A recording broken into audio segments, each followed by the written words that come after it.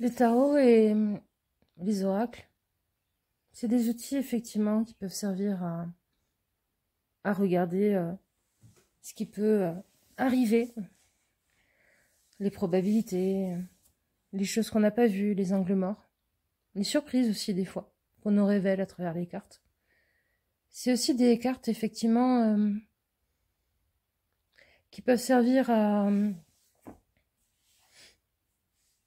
à savoir comment d'autres personnes vous perçoivent, comment elles interagissent avec vous, les modalités qu'on n'a pas compris dans des relations, ce qui est engagé du point de vue de l'autre. Et ça peut être très utile effectivement pour développer des relations. Et pour en zapper certaines aussi parfois. Parce que finalement on se rend compte que le temps et l'énergie qu'on comptait y investir ne valaient pas le coup. Mais les oracles et puis surtout le tarot, c'est avant tout des outils qui sont des miroirs dans lesquels on se regarde, qui nous renvoient l'exact reflet de tout ce qu'il y a à l'intérieur de nous, qu'on n'a pas forcément envie de voir, qu'on n'a pas forcément envie de confronter. Mais moi, le tarot et les oracles, c'est ce qui m'a sauvée. C'est ce qui m'a permis de me regarder bien en face, de comprendre les choses que je fuyais du regard, de comprendre les choses que je déformais en y donnant d'autres explications, en me donnant des excuses. Et au final, je croyais m'éviter de la douleur, mais en fait, je m'empêchais d'être heureuse. Ça a été un processus long de travail avec les cartes, avec le tarot principalement. De comprendre qu'est-ce qui m'empêchait en moi d'être heureuse. Quelles étaient les choses qu'il fallait que je comprenne, quelles étaient les choses qu'il fallait que je dépasse, auxquelles il fallait que j'accepte de me confronter, de me plonger même des fois. Et c'était pas facile. Maintenant, le tarot, c'est toujours un ami qui m'accompagne sur ce chemin de compréhension de moi-même, de développement, de lâcher prise aussi par moments. C'est lui qui m'a fait comprendre que j'étais en état de dépression et que j'arrivais pas à dépasser une très très grande douleur. C'est lui qui m'a fait comprendre les choses jolies qu'il y avait quand même dans ma situation, auxquelles je pouvais me raccrocher. C'est lui qui m'a fait comprendre aussi que j'ai peut-être d'autres choses à faire dans ma vie que la chose qui me causait énormément de peine.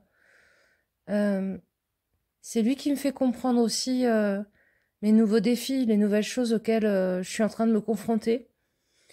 Et qui déblaye un peu, qui débroussaille, qui décode ce qui se passe dans ma vie, pourquoi certaines choses me touchent, pourquoi certains changements se produisent, pourquoi des fois ça me rend triste, pourquoi des fois ça me rend jalouse, pourquoi des fois ça me rend indifférente, pourquoi des fois mon bonheur n'est pas tout à fait là où j'aurais cru.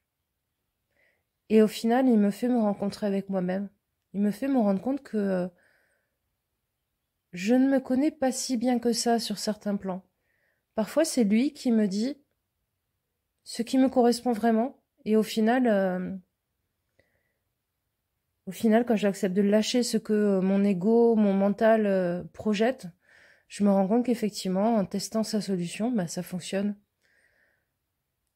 Et même si ça fonctionne pas parfois, ça me questionne. Ça me donne des réponses, ça me fait avancer.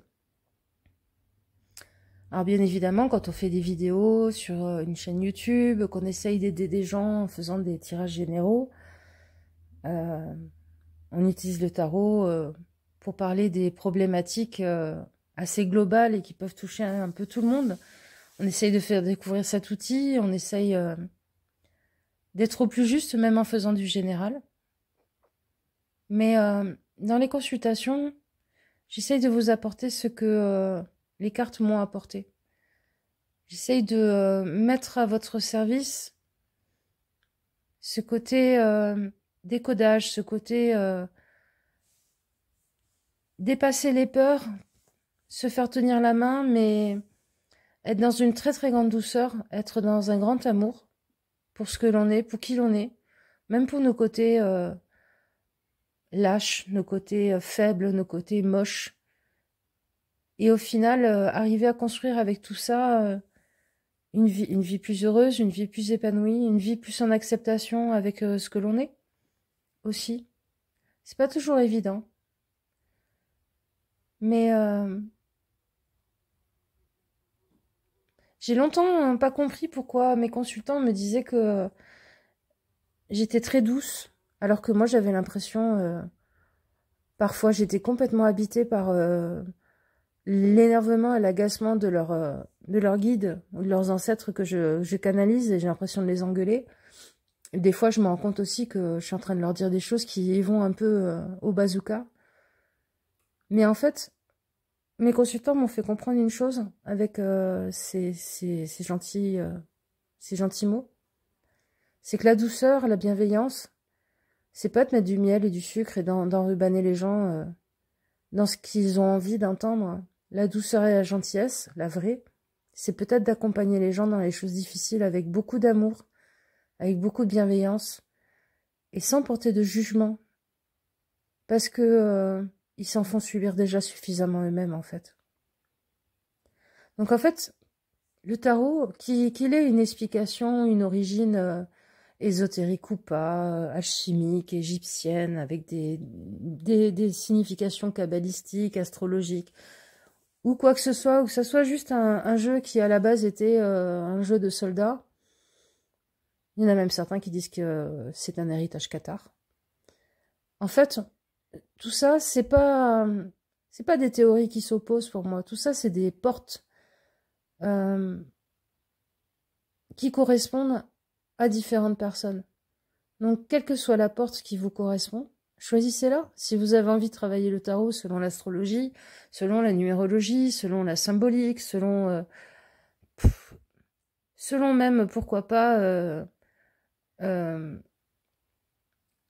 la youtubeuse ou l'instagrammeuse que vous suivez et le jeu qu'elle a sorti, pourquoi pas? C'est une porte d'entrée, c'est une porte d'entrée comme une autre.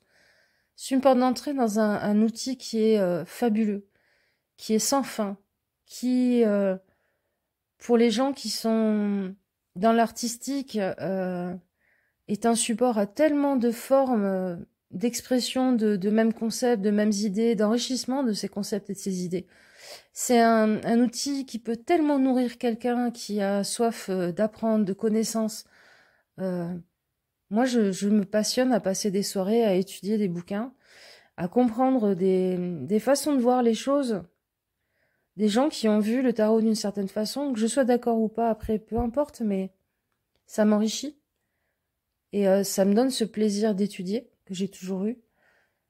Ça peut être aussi une porte pour toutes les personnes qui ont envie de faire un pas de côté dans la société, un pas de côté dans la rationalité, en se disant, moi j'ai envie de remettre un peu de magie dans le monde, j'ai envie de réenchanter le monde. Et pourquoi pas? Je crois que ça peut être la porte pour pas mal de monde aussi, vers les cartes et le tarot. Et pourquoi pas? Et puis, c'est surtout une porte vers soi. C'est ça que je voulais vous dire. C'est surtout une porte vers vous. Quand on se fait le cadeau d'aller regarder une vidéo de guidance, on s'offre un moment à soi. On s'offre un moment où déjà on s'accorde le droit de prendre soin de soi. On s'accorde du temps aussi. Et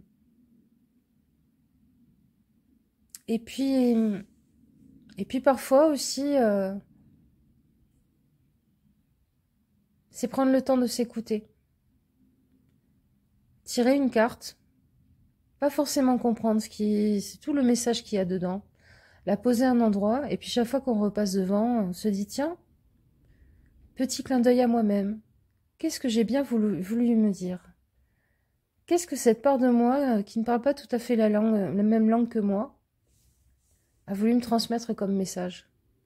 Je trouve que c'est développer aussi une jolie relation à soi, c'est développer une qualité de relation à soi, au monde, à ses ancêtres, à ses guides, à l'invisible, à la nature. C'est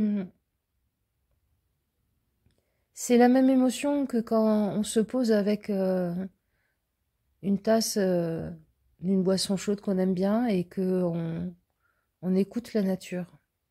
On se pose. On va dans cet endroit au centre de soi qui n'est jamais traversé par des tempêtes, qui est un ancrage à soi-même.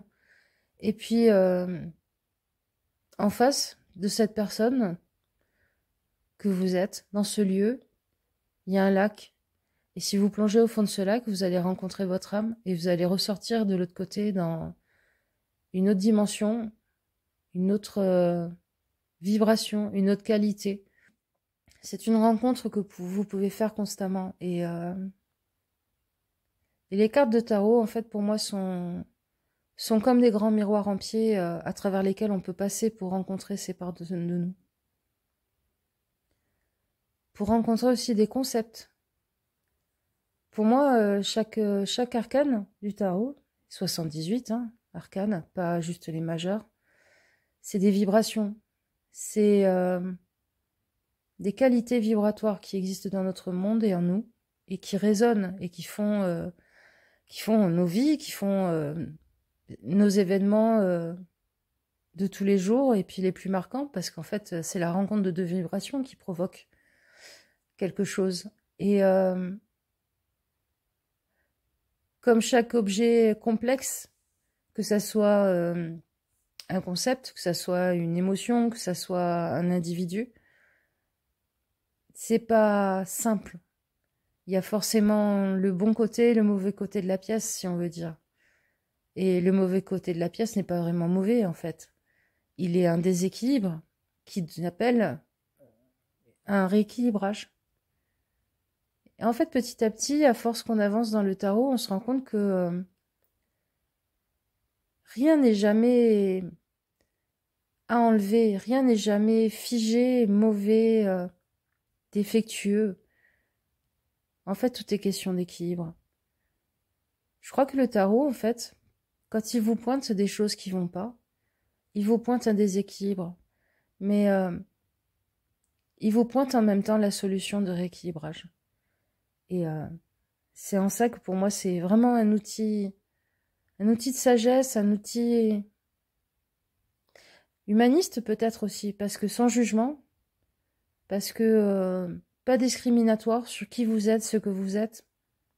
Alors bien sûr, il y a des gens qui vous diront, qui se sentent pas forcément inclus dans les formes traditionnelles du tarot, que ce soit le Marseille, le Waite ou même le Thoth, parce que des corps, des genres, ils sont pas forcément inclus, mais est-ce que tous en nous, on n'a pas une part masculine, une part féminine? Est-ce que tous en nous, on n'a pas des concepts agissants et pas agissants, des concepts,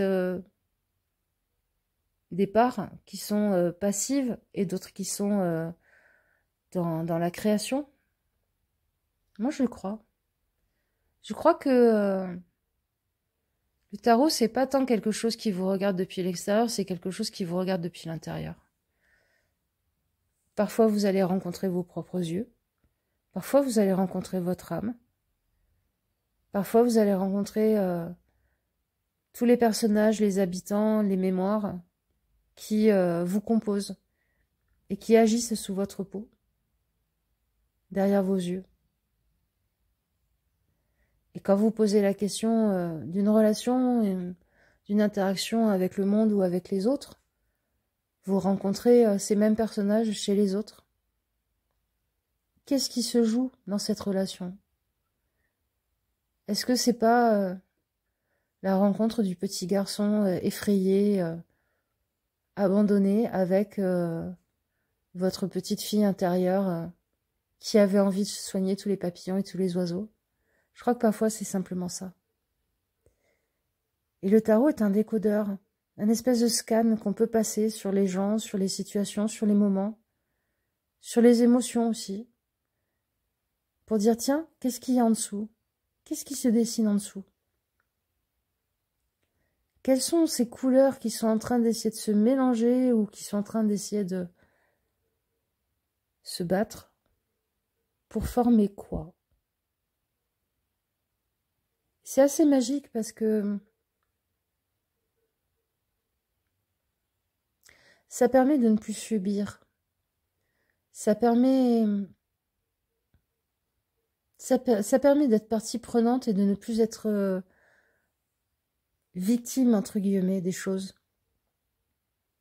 On subit plus le fait d'être pas aimé par quelqu'un, ou le fait de se détester quand on passe dans un miroir, ou le fait d'être pris par une très grande joie et puis de pas faire attention à d'autres choses à côté. En fait, on devient un peu spectateur de tout ça et en même temps acteur. Donc en fait, on peut comprendre, maîtriser et agir. Et recommencer. À nouveau comprendre, tirer des conclusions de ce qui s'est passé, pourquoi, comment, pourquoi ça a marché, pourquoi ça n'a pas marché. Agir en demandant quelle serait la meilleure solution, quelle serait la meilleure voie. Et puis, à nouveau comprendre pourquoi. Pourquoi je veux ça? Qu'est-ce que ça m'apporterait? Quelle part de moi essaye d'être nourrie par ça? Est-ce que c'est juste? Finalement, c'est simplement ces questions à chaque fois qui comme la roue, en fait. Comme la roue de fortune. Soit un éternel recommencement, soit un ouvrage que l'on continue, une tapisserie que l'on brode tout au long de sa vie en essayant d'être la personne qui fera le moins de mal possible. C'est déjà mieux que la personne qui essaye de faire le plus de bien possible. Parce que le plus de bien possible, c'est selon notre vision, notre idée. Et déjà en ça, on a tendance à faire du mal aux autres. Donc déjà, essayer de faire le moins de mal possible. Et puis, essayer d'être heureux. Essayer d'être le plus heureux possible. Pas seulement pour soi. Souvent, les gens croient que c'est très égoïste de vouloir être heureux et de travailler à son bonheur. Mais en fait, quelqu'un d'heureux est quelqu'un qui n'est pas toxique pour les autres. Quelqu'un qui est heureux est quelqu'un qui est plus prêt à tendre la main et qui ne se fera pas bouffer et qui donc ne sera pas dans le reproche. Quelqu'un d'heureux, c'est quelqu'un qui est aussi en train de diffuser ses solutions, ses bonnes ondes, ses sourires, son bien-être. Je pense que des fois, plutôt que des grands conseils qu'on est en train de donner à un ami ou une amie qui va pas bien, peut-être que simplement s'asseoir et en silence et apprécier le moment, mais ça fait plus de bien. Peut-être que des fois, juste d'avoir un sourire qui est extrêmement gentil et qui vient du cœur parce qu'on se sent épanoui et pas en demande à la caissière, bah, ça lui fait vachement plus de bien. Voilà. Donc pour toutes ces raisons, je trouve que le tarot, les cartes, ce sont des outils, en premier lieu, d'exploration de soi pour devenir heureux. Et être heureux, c'est être la meilleure version de soi-même, au moment où on en est, sans se juger, sans se persécuter. Il y a cette idée, je crois que la seule idée sur le tarot avec laquelle je suis totalement d'accord, c'est cette idée que, que l'on a tendance à créer le monde autour de soi que l'on est à l'intérieur. Ça ne veut pas dire que si il nous arrive des malheurs, on les a créés à l'intérieur, mais ça veut dire que quand on est en paix, on nourrit la résonance, la vibration de paix du monde. Quand on est en amour avec soi-même, avec sa vie, avec ce que l'on est, avec une énorme bienveillance, sans dureté, sans jugement, sans reproche constant, sans autoflagellation, ça veut dire que on nourrit cette capacité d'amour sans condition dans le monde.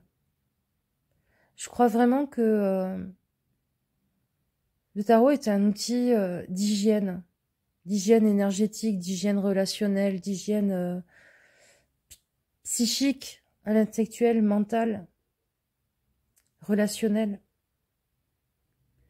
C'est un outil d'hygiène et je pense que l'humanité, si elle survit dans plusieurs siècles,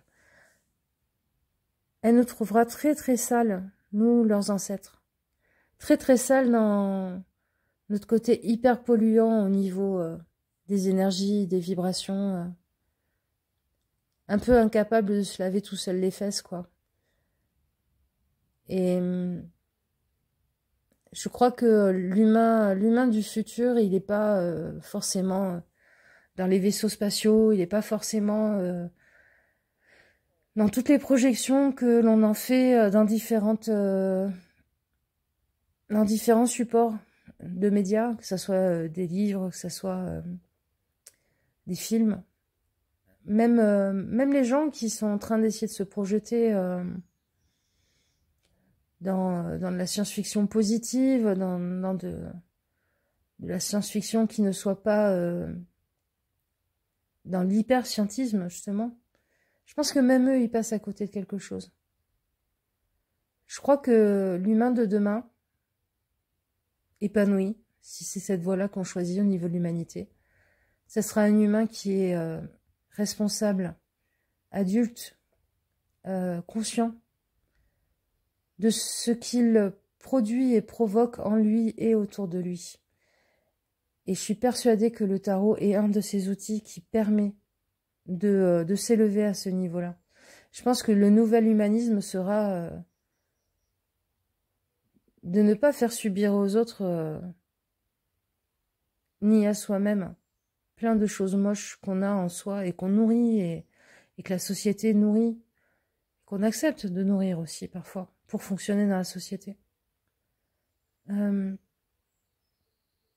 Sur certains concepts, on est vraiment encore des petits enfants. Tous les gens qui sont en train de déplorer la guerre, par exemple, mais l'hygiène interne, l'hygiène spirituelle, vibratoire, tout ce que vous voulez, c'est de se dire, mais en quoi je nourris le concept de guerre en moi quand vous êtes en train de vous dire des horreurs à l'intérieur de vous parce que vous avez mangé un gâteau en plus, vous êtes en train de nourrir l'énergie de la guerre en vous. Peut-être que certaines choses existent encore dans ce monde parce qu'on les porte tous en nous. Et la responsabilité première, bah, c'est déjà de travailler ces choses-là. Et travailler ces choses-là, c'est pas essayer d'être le plus lumineux possible, d'être dans la lumière, de n'être qu'amour et tout ça. C'est aussi aller voir ses parts blessées, ses parts sombres. C'est aussi de laisser s'exprimer et d'écouter les besoins qu'il y a derrière la jalousie, derrière la méchanceté, derrière l'égoïsme, derrière le nombrilisme. Et toutes ces choses qui sont pas forcément très jolies. Les réprimer, ça sert à rien en fait. Mettre un pansement dessus, ça n'empêche pas que la plaie soit pleine de pus et qu'elle s'envenime. Être vraiment dans la bonté, dans l'ouverture et dans l'accueil, c'est déjà l'être avec toutes ces parts-là de soi. C'est les comprendre, c'est leur apporter des solutions. C'est pas une hygiène, justement. Une hygiène, ça n'est pas une doctrine. Ça n'est pas une règle qu'on en suit. Ça n'est pas une loi qu'on s'impose et qui fait que quand on en déborde, quand on rate, quand on échoue, on se tape les doigts et on va se flageoler avec des orties. Une hygiène, c'est se dire ok, aujourd'hui tu avais besoin d'être égoïste. Très bien. Pourquoi? Et quand on sait pourquoi, en fait, le besoin est plus vite nourri. Ok, t'es jalouse de cette personne. Pourquoi? Qu'est-ce qu'elle s'autorise que tu ne t'autorises pas?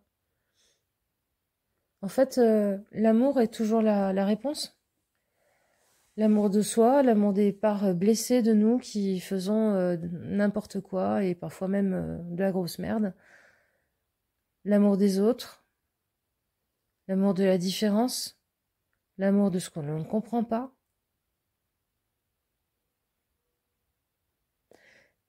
Et surtout, l'amour de notre petitesse. Parce que on n'est pas les infirmiers et les infirmières du monde entier. Et peut-être que des fois, quand on essaye de sauver la Terre entière, c'est parce qu'on aimerait bien être sauvé soi. On n'est pas là non plus pour ne jamais avoir un mot plus haut que l'autre et être les parfaits petits personnages productifs et qui maîtrisent bien, qui tiennent bien en laisse leurs émotions, parce que ça arrange tout le monde, parce qu'on nous a appris que c'était gênant, quelqu'un qui pleure, quelqu'un qui se met en colère. Ça n'est pas prendre la part des autres. Si ça gêne certaines personnes, peut-être qu'ils ont des choses à travailler. Si des gens sont en train de traverser des choses difficiles, on peut être à leur côté, mais on ne peut pas faire les choses à leur place. Parce qu'avant tout, c'est peut-être leur voler leur chance de comprendre des choses et d'aller vers un état plus heureux et plus en harmonie et en paix avec eux-mêmes.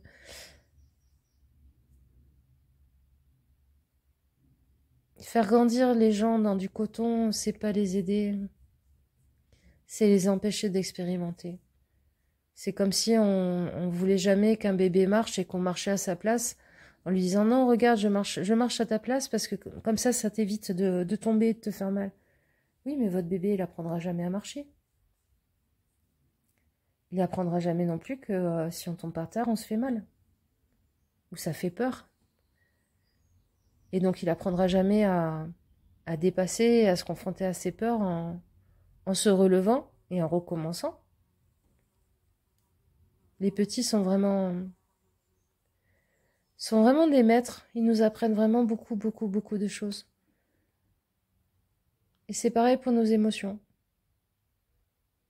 Tout ce qui nous traverse est là pour nous apprendre quelque chose. Toutes les personnes qui traversent nos vies sont aussi là pour nous apprendre des choses. Parfois, c'est pour nous apprendre à travers l'envie qu'on ne s'autorise pas certaines choses. Parfois, c'est pour nous apprendre à dire non et à mettre des limites quand c'est des gens qui sont vraiment insupportables ou qui outrepassent leurs droits.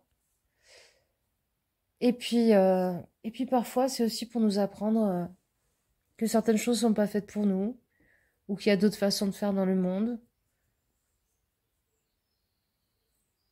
Ou pour nous apprendre aussi qu'on a le droit de s'autoriser à. Je sais pas, ça a dû vous arriver de croiser une personne qui n'avait pas le physique de ses fringues et qui pourtant avait l'air tellement épanoui, tellement heureux ou heureuse et on se dit oh, mais pourquoi moi je ne m'autorise pas? Cette personne, elle m'a appris ce jour-là que j'avais le droit de m'autoriser. Voilà. Donc le tarot, en fait, c'est un décodeur pour toutes ces choses-là. C'est une porte vers toutes ces choses-là, quel que soit le sas d'entrée que vous choisirez et qui vous attirera. Moi, je souhaite à tous de vibrer qui vous êtes, à être exactement la personne pas tout à fait adaptée et unique que l'on est.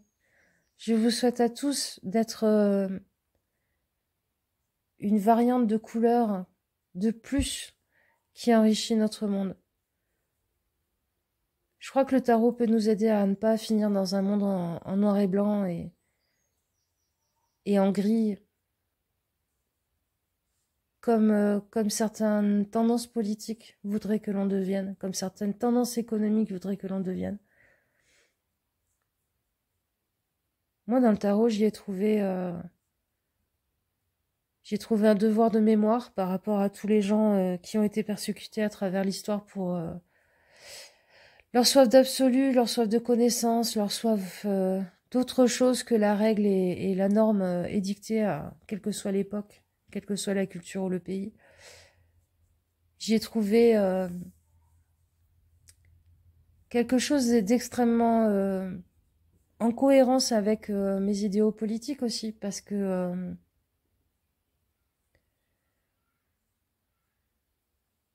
souvent on pense que les anarchistes sont des gens qui veulent le chaos, alors que pas du tout. Ils veulent que chaque individu devienne responsable et se rende compte que on est dans une société de soumission d'autrui pour que les besoins d'un petit groupe soient satisfaits. Je trouve que le tarot est aussi libérateur. Voilà. Ben, je vous souhaite une belle rencontre avec cet outil, si ça donnait envie. Je vous souhaite une belle retrouvaille avec cet outil, si c'est un outil que vous aimez déjà et avec lequel vous avez déjà développé une relation. Et je vous souhaite surtout une belle rencontre avec vous-même. Laissez-vous surprendre par vous-même. Vous verrez, vous êtes bien plus beau et formidable et merveilleux et surprenant que ce que vous croyez. Laissez-vous une chance. Voilà, à bientôt. Bye bye.